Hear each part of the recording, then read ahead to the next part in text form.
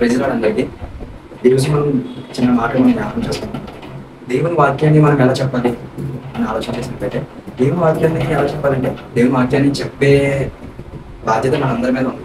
ఎందుకంటే ఈ లోకము సాధనతో సంబంధమైనది కాబట్టి, సాధనలో చిక్కుపడిపోయి ఉన్న ప్రజలందరినీ దేవుని రక్షించాలని ఆయన కోరుకుంటున్నారు. కాబట్టి వాక్యాన్ని ఆయన అంగీకరించిన మనందరి మీద వాక్యాన్ని చెప్పవలసిన బాధ్యత ఉంది. అయితే ఆ బాధ్యత మనం ఎలా చేయాలి, ఎలా ఒక ఆత్మ రక్షించాలి, ఎలా ఒక సాధారణలో సంబంధమైన సాధారణ ఆలోచనలు పడి ఉన్న ఒక వ్యక్తి మనం దేవుని వాక్యాన్ని చెప్పి ఆయన ఎందుకు ఎలా తీసుకురావాలి, వాక్యాన్ని ఎలా చెప్తే వాడు అర్థం చేసుకుంటాడు అంటే ఉపమాన రీతిగా చెప్పమని దేవుని వాక్యం చెప్తారు.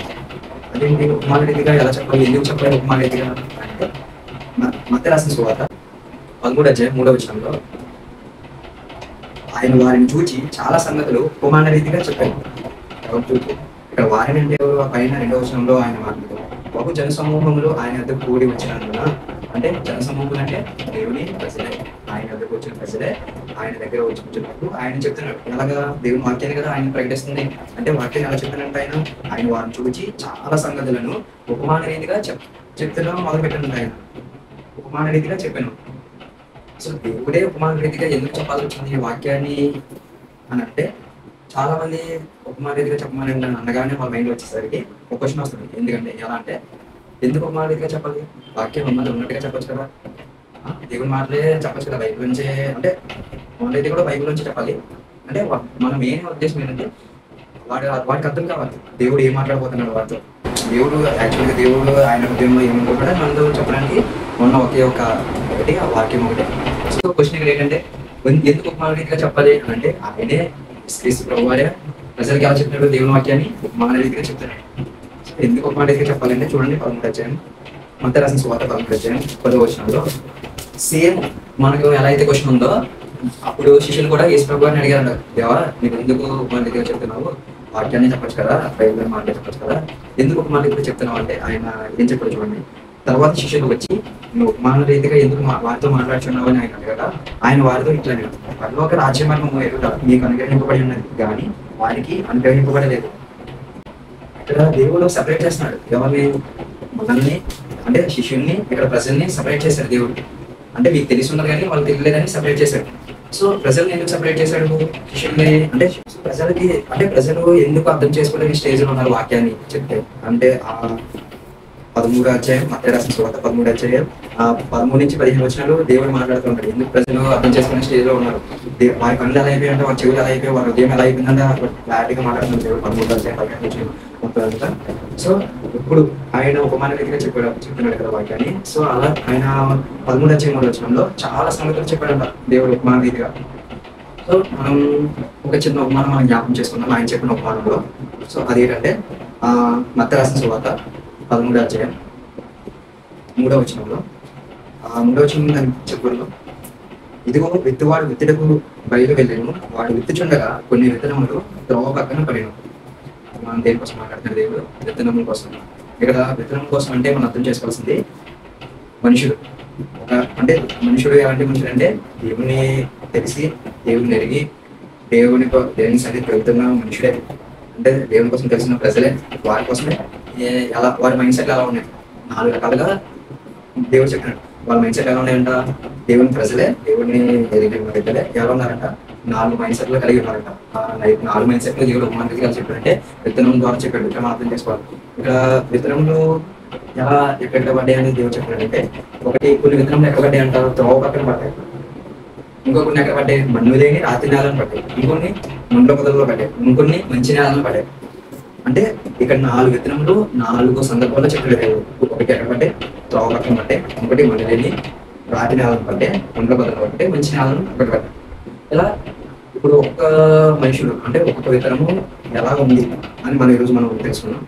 ఫస్ట్ ఇది త్రోవ పక్కన పడ్డాం. ఈ త్రోవ పక్కన పడిన విత్తనము ఎలా ఉందంటే చూడండి, మత్తయి రాసిన సువార్తలోనే 4వ అధ్యాయం కింద,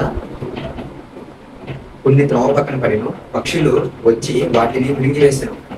ఈ త్రోవ పక్కన పడిన విత్తనంలో ఏమయ్యాయి, పక్షులు వచ్చి తినేసే వాటిని నాశనం చేసాయి.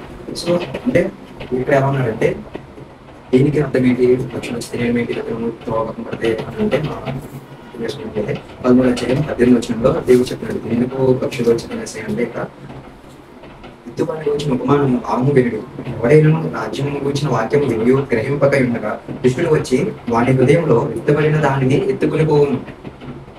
అంటే ఇక్కడ త్రోవ పక్కన పడిన విత్తనము అంటే మనుషుడు ఎలా ఉన్నాడంటే ప్రతి ఆదివారం దేవుని సన్నిధికి వెళ్తాడు, దేవుని వాక్యాన్ని వింటాడు. సో వాక్యాన్ని విని అర్థం చేసుకోలేని స్టేజ్ లో వాళ్ళు ఉంటారు.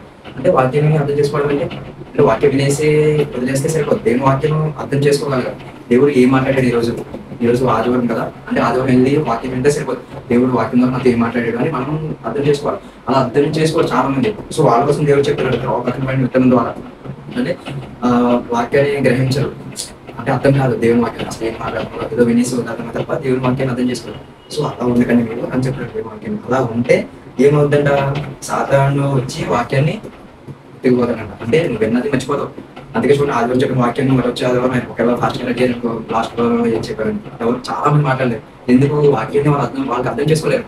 ఇప్పుడు చదివే బిడ్డలు కూడా చూడండి, చదువుకున్న వాళ్ళు ఏంటంటే వాళ్ళకి ఒక టాపిక్ కొంతమంది ఉంటారు, వాళ్ళకి అర్థమైతేనే వాళ్ళకి తర్వాత ఎన్నిసార్లు అడిగినా వాళ్ళు గుర్తుండదు. సో ఏం చేయాలి, వాక్యాన్ని కూడా అలాగే వాక్యాన్ని మనం అర్థం చేసుకోవాలి. ఒకవేళ ఇలాగే అంటే మనం కూడా ఆదివారం చర్చికి వెళ్ళి వాక్యాన్ని వినేసి అర్థం చేసుకునే స్టేజ్ ఉంటే దేవుడు మార్గని ఈ విత్తనం ద్వారా మనతో ఉపమానంగా ఆయన లైట్ గా మాట్లాడుతున్నారు. సో అలా ఇంకోటి ఇంకొన్ని ఎక్కడ పడ్డాయి అంట, మన్ను లేని రాతి నేలను పడ్డాయి. ఇది కూడా సేమ్, మన్ను లేని రాతి నేలను పడిన విత్తనము ఎలా ఉందో అంటే దేవుడు దీని ద్వారా మనతో ఏం మాట్లాడుతుంటే చూడడం 13:20 రాతి నేలను విత్తబడిన వాడు వాక్యము విని వెంటనే సంతోషంతో దాన్ని అంగీకరించేవాడు. అంటే ఈ స్వభావం కూడా ఉంటుందంటే వాక్యాన్ని వింటాడంట. రాతి నేలను పడ్డ విత్తనం కూడా వాక్యం విన్నది, వాక్యాన్ని విని సంతోషపడ్డాదంట. దేవుడు ఈరోజు నాతో చాలా మంది చూడండి ఆదివారం దేవుడు వాక్యం విని కానీ చచ్చిపోగానే మాట్లాడుకుంటూ ఉంటారు. ఈరోజు దేవుడు చాలా బాగా మాట్లాడాడు, దేవుడు నాతో మాట్లాడాడు అని. సో అంటే వాళ్ళు సంతోషకరంగా ఉంటారు, దేవుడు నాతో మాట్లాడాడు అంగీకరిస్తారు కూడా దేవుడు వాక్యం ద్వారా. సో అంగీకరిస్తారు కానీ 20 ఒకసారి రాతి నేలను విత్తబడిన వాక్యము విని వెంటనే సంతోషంతో దాన్ని అంగీకరించేవాడు. అయితే అతనిలో వేరు లేనందున అతడు కొంతకాలం నిలిచిన కానీ వాక్యము నిమిత్తము శ్రమ అయినను హింసైనను కలగగానే అభ్యంతరపడను. అంటే వాక్యాన్ని వింటాడంట, వాక్యాన్ని విని అర్థం చేసుకుని ఆయన నాతో మాట్లాడని సంతోషపడి అయినప్పటికీ సరే చిన్న కష్టం రాగానే చిన్న శ్రమ రాగానే ఏం చేస్తారంటే వాక్యాన్ని మర్చిపోతారంట. ఏడే చెప్తున్నాడు ఇక్కడ పక్కన పడిన విత్తనం చెప్పిన తర్వాత చాలా మన్ను లేని రాత్రి పడింది. ఇక్కడ కొన్ని చాలా మాట ఉపయోగించారు. అంటే అంటే సగం పైన మంది ఈ విత్తనము వలే ఉన్నామంట మనం. అంటే దేవుని వాక్యాన్ని అంటే ఆయన సన్నిధికి వెళ్తాం, ఆయన వాక్యాన్ని వింటాం, ఆయన వాక్యాన్ని అంగీకరిస్తాం, దేవుడు ఎవరు నాతో మాట్లాడని ఒప్పుకుంటాం. కానీ చిన్న కష్టం రాగానే చిన్న శ్రమ రాగానే దేవుడు చేసిన కార్యంలో దేవుడు చేసిన మన జీవితంలో అప్పటి వరకు చేసినవన్నీ మర్చిపోయి డౌట్లు పడతా ఉంటాం. దేవా ఎవరా ఏం చేయాలి, ఎందుకు నాకెందుకు ఇలా జరిగింది, నేను నమ్ముకున్నాను కదా, నేను దేవుడు నమ్ముకున్నాను, నాకు ఏమో కలగాలి, నాకు అన్ని ఆశీర్వాదమే కావాలి, ఎందుకు శ్రమలు వస్తున్నాయి అని చాలా మంది అభ్యంతరపడి అందుకే చాలా మంది ఇలాగే ఉన్నామని దేవుడే చెప్తున్నాడు. కొన్ని చాలా మన్ను లేని రాత్రి మీద పడినని అక్కడే స్పష్టంగా రాయబడింది. ఇంకొన్ని ఎక్కడ పడ్డాయంట, ముండ్ల బదులలో పడ్డాయంట. అది ఎక్కడ ఉందంటే 13:22 ఈ ముండ్ల బదులలో పడిన విత్తనం ఎలా ఉందని మనం చూసినట్లయితే 22 ముండ్ల అంటే ఈ విత్తనం కూడా దేవుని వాక్యం ఏం చేసింది విన్నది, దేవుని వాక్యం విన్నది. కానీ అనవసరమైన ఆలోచన, అతి ఆలోచనలు అంటే అతి జ్ఞానం చూడండి, అంటే ఎక్కువ అనవసరమైన వాటిని కోసం ఆలోచించి అలాగే చేయాలా ఇలాగే చేయాలా, ఎందుకు చేయకూడదు, వ్యతిరేకం ఎందుకు అనవసరం అని దేవుడు చెప్పిన వాక్యాన్ని విడిచిపెట్టేసి దేవుని సన్నిధికి వెళ్తే గుర్తు పెట్టుకోకూడదు. అసలు దేవుని చెప్పిన మాటలు వదిలేసి గుర్తెందు పెట్టుకోకూడదు, అంటే గుర్తు పెట్టుకోవడం తప్ప ఇవి అనవసరమైన వాటి కోసం ఎక్కువ చేస్తారనమాట. సో అందుకే దేవుడు ముండ్ల బదుల్లో పడిన విత్తనం ద్వారా దేవుడు మనిషి ఎలా ఉన్నాడో చెప్తున్నాడు. సో ఇంకొన్ని ఎక్కడ పట్టింట మంచి నేలను పట్టింట. ఈ మంచి నేల పడిన విత్తనం ఎలా ఉన్నాయంటే 23 వాక్యాన్ని విని గ్రహించేవాడు. అలాంటి వాళ్ళు దేవుని వాక్యం ఎంత అర్థం చేసుకుంటే అంత దీవెన. అంటే దేవుని నువ్వు అర్థం చేసుకోవడంలో ఉంటుందంట. దేవుని వాక్యాన్ని ఎంత అర్థం చేసుకుంటే అన్ని రెట్లు ఇంకా అంత అభివృద్ధి అంటే అంత ఆశీర్వాదంగా దేవుని వాక్యాన్ని అర్థం చేసుకుంటే దేవుడు ఏమేసి నాతో ఇలా మాట్లాడు. సో నేను అలా ఉండకూడదు, దేవుడు చెప్తున్నాను నాతో, సో నేను అలా ఉండకూడదు. అలా నీకు ఎంతైతే దేవుడిని అర్థం చేసుకుని ఎంతైతే నువ్వు తగ్గించుకుని దేవుని విశ్వాసంతో ప్రార్థన చేస్తావో దేవుడు అంతగా అంతేగాని నన్ను ఆశీర్వదించేక దేవుడిని నేను నమ్ముతాను అనేది చాలా తప్పదు. దేవుడికి తెలుసు కదా, ఆయన నువ్వు పుట్టక ముందే ఆయన చెప్పారు, నువ్వు పిండంగా రూపింపక ముందే ఆయన నేను నెరవేరున్నాడని దేవుడే చెప్తున్నాను. అంటే నీకు ఏం కావాలో ఆయన తెలియదా? నిన్ను చిన్నప్పుడే నువ్వు పుట్టక ముందే నువ్వు నీకోసం తెలుసు అని చెప్పిన దేవుడు నువ్వు పుట్టిన తర్వాత ఒక స్టేజ్కి వచ్చిన తర్వాత నీకు కష్టం వచ్చిన తర్వాత ఆ కష్టం నుంచి దేవుడు నేను ఎలా బయటకు తీసుకోవాలో దేవుని తెలియదా? సో అనవద్దు ఇదే చెప్పండి, దేవుని వాక్యాన్ని నువ్వు ఎంత అర్థం చేసుకుంటావో అంత నీకు ఇదన్నా. సో మనం ఏ విత్తనం వల్లే మనం చాలా మంది త్రోవ పక్కన పడిన విత్తనం వల్లే ఉన్నామంటే అంటే దేవుని సన్నిధికి అర్థం వాక్యాన్ని ఉంటాం, కానీ అర్థం కాదు దేవుని వాక్యం. అర్థం చేసుకున్నాం తర్వాత చూడడం మనం వదిలేస్తాం. సో అలాంటి టైంలోనే సాధారణ అంటే దేవుని వాక్యం అర్థం చేసుకున్నామంటే ఎవరు కాలుతుంది? సాధారణంగా ఖచ్చితంగా కాదు. ఎందుకంటే నువ్వు దేవుని దగ్గర పోతే వాడు చూడలేడు. సో సాధారణంగా ఖచ్చితంగా నీ దగ్గర వస్తాడు. సాధారణంగా వచ్చి నువ్వు విన్న వాక్యాన్ని నువ్వు విన్న వాటిని ఎలా డైవర్ట్ చేయాలో వాడు చూసుకున్నాడు. సో నువ్వు అలా డైవర్ట్ అయిపోకుండా ఇది కదా త్రోవ పక్కన పైన విత్తనం నీకు అనిపిస్తుంది. ఈ 4 విత్తనంలో మనం ఒక విత్తనంలో ఖచ్చితంగా ఉన్నాం. ఖచ్చితంగా మనకి మన ఇంటర్ ఫీలింగ్ మనం చెప్పేది మన పైకి చెప్పుకోవచ్చు నేను నిజమే కదా అని. సో అలా ఒకవేళ నీవు త్రోవ పక్కన పడిన విత్తనం వల్లే ఉంటే అంటే వాక్యం అంటే చర్చకి వెళ్తాం మనం చేసిందే దేవుని వాక్యం వింటాం, కానీ అర్థం చేసుకునే మన స్టేజ్ మనం లేనప్పుడు నువ్వేం చేయాలంటే దేవుడు చెప్తున్నాడు అర్థం చేసుకోవడానికి ట్రై చేయాలి. అంటే అర్థం చేసుకుని ట్రై చేయాలంటే నువ్వు వాక్యాన్ని పదే చదవడం, లేదంటే ప్రభు ప్రార్థన చేయడం, ఎక్కువ దేవునితో సహవాసం ఎక్కువ కలవడం. ప్రభు నీ వాక్యాన్ని అర్థం చేసుకోవడానికి మనసు నా కఠినమైపోయింది, నాతో మాట్లాడిన ప్రభు నాతో మాట్లాడే ప్రభు అని దేవుని ప్రార్థన చేయాలి. దేవునితో ఎక్కువ అడగాలి.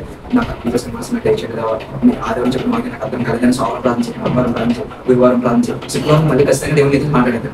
సో నీకు అర్థమవుతుంది దేవుడే అలా ఏం చేయాలంటే మనం వదిలేకూడదు, ఆ వాక్యం అర్థం కావాలని విడిచిపెట్టకూడదు. అలా ఏం చేయాలి ఒక ఎలా పడతారు ఎవరైనా అర్థం చేసిన మనసున విషయం లేవు నాతో మాట్లాడే ప్రభు కానీ ప్రార్థన ద్వారా దేవునితో అడగాలి. ఒకవేళ త్రోవపక్కన పడి ఉంటే ఖచ్చితంగా మీరు ఎలాగ ఉంటారని ఆశపడుతున్నాను.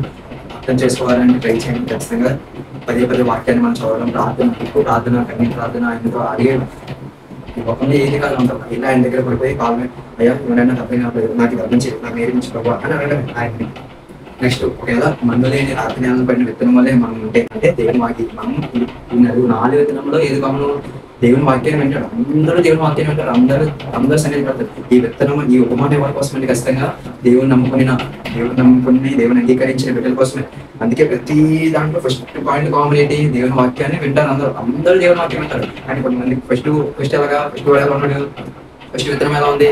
దేవుని వాక్యాన్ని వింటారు, అది కూడా కానీ అర్థం కాదు. సో అర్థం చేసుకోవడానికి ట్రై చేయాలి. అలా దేవుడు చెప్తున్నాడు. ఇప్పుడు సెకండ్ మనలేని రాత్రిజ్ఞానం పడిన విత్తనాలను ఇది కూడా దేవుని వాక్యాన్ని విని సంతోషిస్తారు. చాలా మంది దేవుని అంగీకరిస్తారు, కానీ కష్టం రాగానే దేవుని వాక్యాన్ని అభివృద్ధి చేసి దేవుని కార్యం అన్ని విడిచిపెడేస్తారు. సో ఎలా ఉండకూడదని దేవుడు మనకి ఏం చెప్పినట్టే దేవుని పట్ల ఏమన్నది విశ్వాసంగా దేవునిపై నమ్మకం కలిగి ఉన్నది. అందుకే చాలా మంది ఇక్కడే దేవుని మీద విశ్వాసం ఉండదు. వెనకాల వ్యవసాయం తరుగుతూ ఉంటది. ఎవరిని దేవుని ప్రజలు నెల సముద్రం వీళ్ళకి ఇంకా ఎటు దారి లేదు. ఇంకా అలాగని వెనక్కి వెళ్ళరు. వెనక్కి వెళ్తే సైన్యం వాళ్ళని చంపేస్తారు. అలాగని సముద్రాన్ని దాపలేరు వాళ్ళు. సో ఇంకా ఏం చేయని స్టేజ్ లో ఉన్నప్పటికీ విశ్వాసం ఏంటి? దేవుడు మమ్మల్ని బయటికి రప్పించాడు కదా. దేవుడు మమ్మల్ని తప్పించడానికి విశ్వాసం మోస ద్వారా ప్రార్థన చేసినప్పుడు సముద్రం 2 పాయల కింద అయిపోతుంది. అంటే సముద్రాన్ని 2 పాయలు చేసిన దేవుడు ఈరోజు మన జీవితంలో దేవుడు చిన్న కార్యం చేయలేక విశ్వాసం. అందుకే అంటాడు కదా దేవుడు ఆవగిందంతా విశ్వాసం. అంటే ఆవగిందంతా చిన్న అంటే మనస్ఫూర్తిగా ఉదయం ఇంకా కంప్లీట్గా 100% ప్యూర్గా ఆయన నమ్మాలి. ఇంకా 100% గా దేవుడిని విశ్వాసంతో ఉన్నాడు. ఖచ్చితంగా దేవుడు కార్యం చేస్తాడు. సో అత్యధిక విశ్వాసంతో ఉండాలి. ఒకవేళ మనలేని రాత్రిజ్ఞానం పైన విత్తనం వల్లే అంటే అత్యధికంగా మనం ఉంటే ఈరోజు మనం దేవుడు మనతో చెప్పినాడు విశ్వాసం కలిగి దేవుడితో నమ్మకంగా ఉండాలి.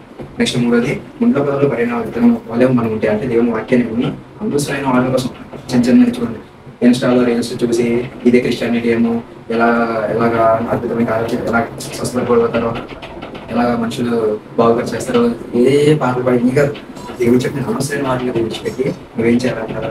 డబ్బుకి లోనైపోకూడదు. అంటే డబ్బులు నా దగ్గర రావాలి ప్రభావ డబ్బులు రావాలి వచ్చాక నీ దేవుడు చేస్తున్నావు అని దేవునికి ఎప్పుడు రావమాడు. సో ఫస్ట్ ప్రయారిటీ ఎవరికి ఇవ్వాలి? దేవునికి ఇవ్వాలి. సో అలా ఒకవేళ మన విత్తనంలో విత్తనం వల్ల స్వభావం కానీ మనం ఉంటే దేవుడు ఈరోజు చెప్పినట్టు అలా ఉండకండి. దేవుడు ఫస్ట్ నీకు ఏం కావాలో దేవునికి తెలుసు. నువ్వు ఆయన పని స్టార్ట్ చేస్తే నీ పని ఆయన చేయడం మొదలు పెడతాడు. నువ్వు నీ బాధ్యత ఏంటి? నువ్వు ఈ లోకానికి వచ్చి దేవుడిని ప్రకటించాలి. దేవుడిని అనేక మంది శిష్యులుగా నువ్వు చేయాలి. అది నీ బాధ్యత, దేవుడు ఇచ్చిన బాధ్యత. నీ బాధ్యత ఆయన చూసుకుంటాడు.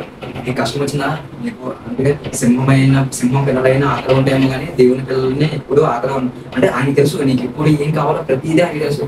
సో మనం విశ్వాసం కలిగి ఆయన పని మొదలు పెడితే దేవుడు ఖచ్చితంగా ఈ పని ఆయన చేసుకుంటే అందులో అసలు దేవుడే కోసం ఉంటుంది. ఇంకొన్ని లాస్టర్గా దేవుడు ఎలా ఉండాలని అనుకుంటే మంచి నేల పైన విత్తనం వల్లే మనం అందరం మంచి నేల పైన విత్తనం వల్లే ఉండాలని ఆయన ఎప్పుడు కోరుకుంటారు. అంటే ఎలాగా దేవుని వాక్యాన్ని అంటే వాక్యం అంటే ఏంటి? దేవుడు మాటలు. అదే వాక్యం ఉన్నాడు, వాక్యం దేవుడు చెప్తున్నాడు, వాక్యమే దేవుడు అయినాడు. అంటే వాక్యాన్ని మనం చదువుతున్నప్పుడు ఆయనతో మనం మాట్లాడుతున్నాం, ఆయన మనతో మాట్లాడుతున్నాం. సో నువ్వు ఎంత అయితే వాక్యాన్ని అర్థం చేసుకుంటావో అంత దేవుని మనసు మనకి అర్థమవుతుంది. దేవుడు నా పట్ల ఒక్క నిజమే. ఆయనకు అన్ని తెలుసా? నేను పుట్టక ముందే నన్ను ఎరిగిన దేవుడు. నేను పుట్టి కొంతకాలం వచ్చి నేను ఎందుకు చిన్న కష్టం వస్తే వెనక్కి వెళ్ళిపోతున్నాను, దేవుడి మీద విశ్వాసం ఉంటుందని ఆ మైండ్ సెట్ మనకు రావాలి. సో అలాగా ఖచ్చితంగా మనం ప్రార్థన చేయాలి. ఎక్కువ మంచి పైన వెళ్తున్న వల్లే నేను మార్చగలవా ఒకవేళ ఈ మంచి పైన వెళ్తున్నాను వాక్యం వేసి అంగీకరించి సంతోషపడి కష్టం వస్తే వెళ్ళిపోకుండా ప్రభావ నీవు నాకు ఖచ్చితంగా కార్యం చేయగలవని దేవునితో విశ్వాసంతో ఆయన ఖచ్చితంగా ఉండాలి. సో మంచి విత్తనం వాక్యం గ్రహిస్తే ఎంత అర్థం చేసుకుంటే అన్ని దేవుని ఉండాలి. ఈ విత్తనం ద్వారా అంటే దేవుని దగ్గరికి వెళ్తున్నాం మనము ఎలా ఉన్నాము 4 పక్కన పడి వెళ్తున్నాము క్షమించుకోవా ఏమైనా ప్రార్థన చేయండి. ప్రార్థన చేసుకోవడానికి అర్థం చేసుకున్న మనసులో దయచేసి ప్రభావాలు ఆయన అడగాలి. అలాగే మళ్ళీ నేను అంటే విశ్వాసంతో ఉండాలి. కష్టమైన వదిలేదు దేవుని విడిచిపెట్టడం కాదు. ఇంకా నేను అవగాహన అతను చాలా ఖచ్చితంగా అసలు ఉండకూడదు ఏ చెప్పారు ఏ విధానం ద్వారా. సో ఇప్పుడు మేము ఇంకొకటి ఎలా ఉండాలంటే మంచి నేల బయట విధానం వల్లే మనం ఉండాలి. అంటే దేవుని వాక్యాన్ని అర్థం చేసుకోవడానికి మనకు సహాయపడాలి. మనం ప్రార్థన చేయకపోవాలి. అర్థం కావాలంటే దేవుని వాడాలి. సో దేవుని మాటలు మానవీయంగా చెప్పాలి. అర్థం చేసుకోవడానికి అర్థమయ్యే రీతిగా మనం చెప్పాలి వారికి. సో అలాగే ప్రతి ఒక్క మనం అలాగే ఉంటే ఏ విధమైన ప్రశ్న దాంట్లో విధంగా మనం ఉంటే ఖచ్చితంగా దేవుడు మనం మారదాం.